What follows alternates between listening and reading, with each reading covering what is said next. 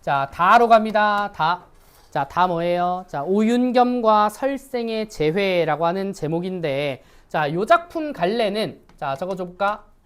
야담이야, 야담.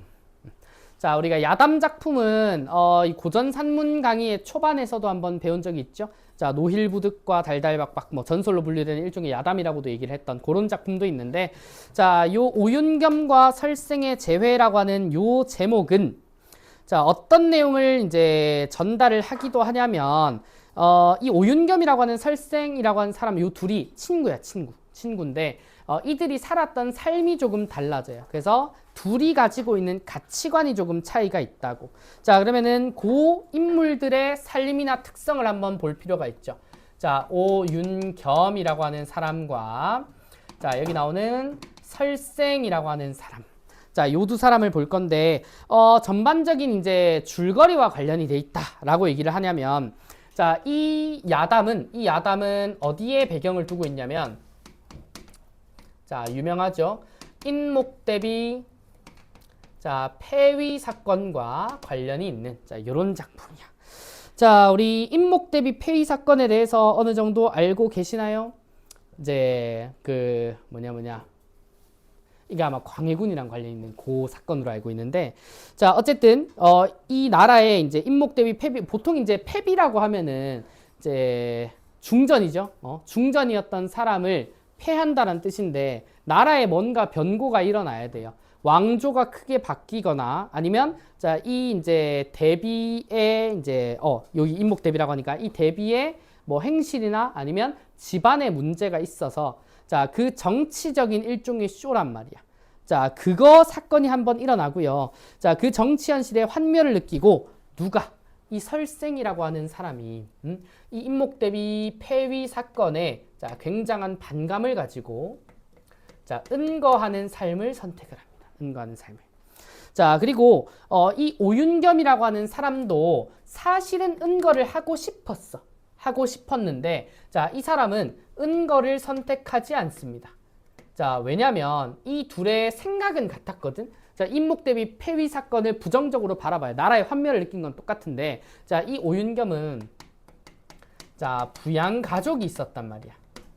자, 그래서 은거는 속세를 버리고 혼자 숨어 들어가야 되는데, 챙길 가족이 있으니까 그런 현실적인 문제 때문에 은거를 하지 못하는 거지. 그럼 여기서 이 둘의 삶은 완전히 많이 갈리게 되는 거죠. 자, 그러면은 그 상황에서, 자, 이 설생이죠? 자, 이 설생이라고 하는 사람은 은거를 어느 장소로 하느냐, 여러 군데를 자, 떠돌이 생활을 하다가 지금 작중에서는 회룡굴이라고 하는, 자, 이 굴 속에서 산단 말이야. 자, 그럼 거기서 지금 그 전후 해가지고 제외하는 이야기인데, 자, 여기서부터 본문을 한번 봐줍시다. 자, 아까 제가 얘기했죠. 저 이제 인목대비 폐위 사건은 광해군과 관련이 있다고. 자, 보면은 광해군 시절, 자, 시간적 배경이 나오죠. 설생, 동그라미 쳐봐. 자, 이 사람이 한양의 청파에 살았다. 자, 그는 문장이 풍부하고 기계와 절개를 숭상했다라고 얘기를 합니다. 자, 과거를 준비했으나 운수가 좋지 않아 합격하지 못했죠. 자, 일찍이 추탄 오윤겸과 매우 친했다. 오윤겸의 동그라미. 자, 추탄은 오윤겸의 호로 보입니다. 자, 개축년에 여기 밑줄 인목대비 폐비 사건. 자, 직접 언급이 돼. 자, 일어나자 설생은 개연히 오윤겸에게 말했다. 윤리와 기강이 사라졌으니 여기 밑줄. 자, 나라의 정치 현실이 망가진 것에 한탄을 한다고. 벼슬은 해서 뭐 하겠냐? 나와 함께 유럽이나 떠나지 않겠냐라고 하니까, 자, 여기 밑줄 오윤겸은 부모님이 살아계시기에 멀리 떠날 수 없다며 사양을 했다. 자, 한 달 뒤 설생의 집에 가보니 설생은 이미 떠나 어디로 갔는지 알 수가 없었대.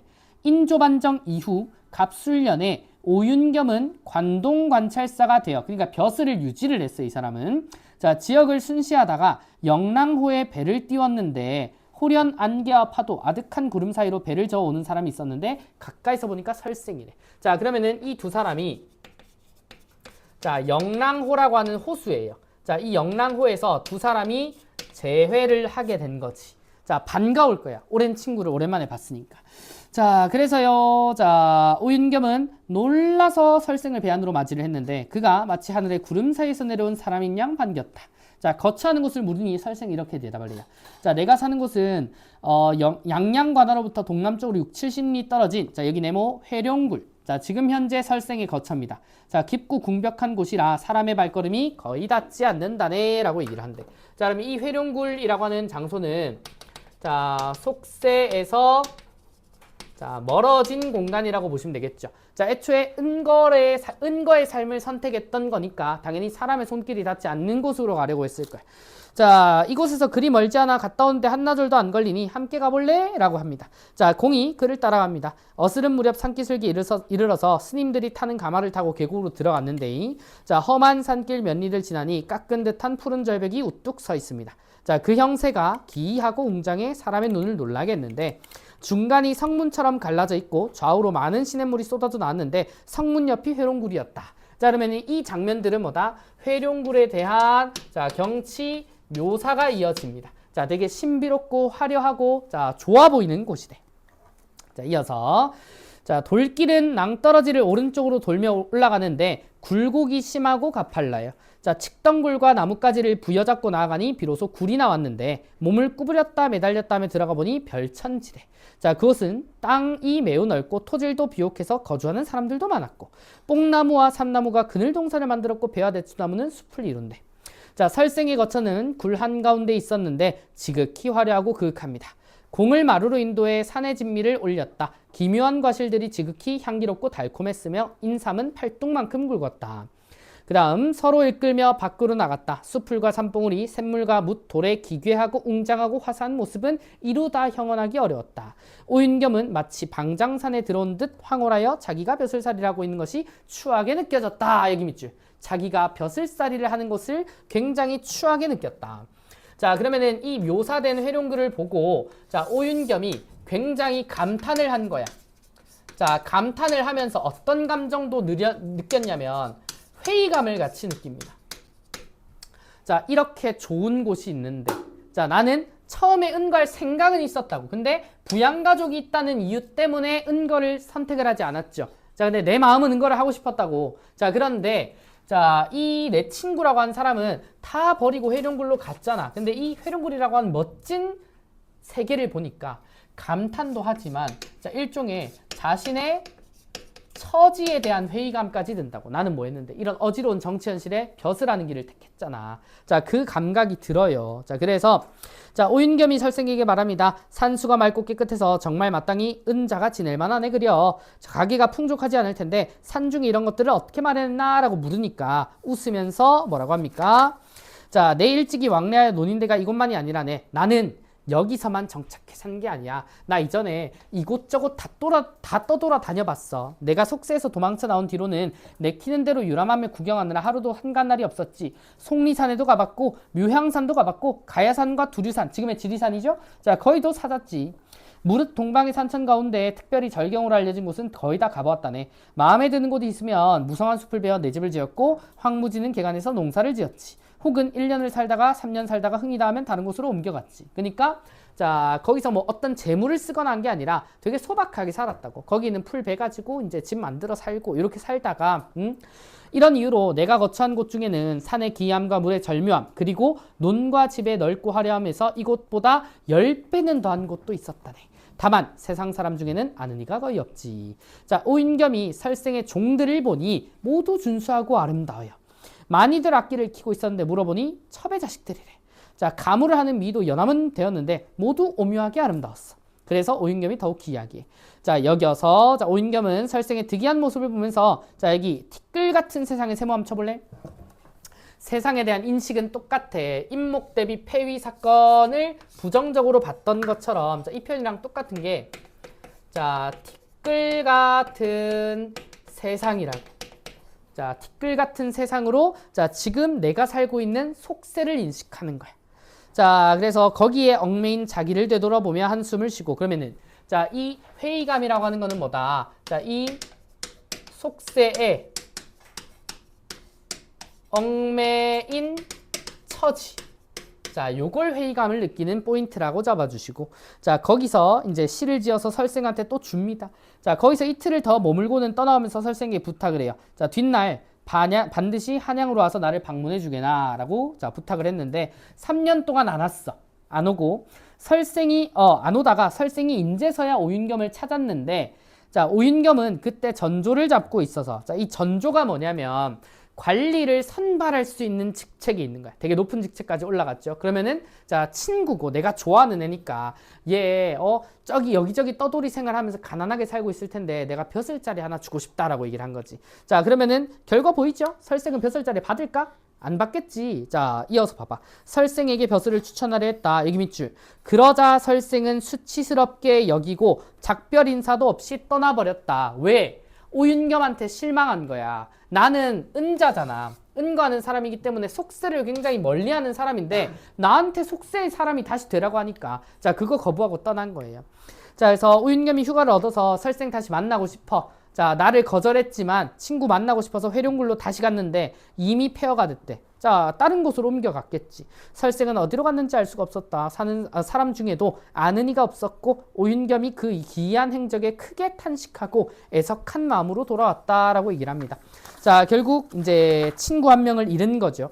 자, 그래서 이 작품을 온전히 이해를 하려면 자 뭐 작품과 직접적인 관련까지는 없지만 자 임목대비 폐위 사건에 대해서 자 우리 알아주시는 게 좋습니다. 자 조금만 읊어드릴까요?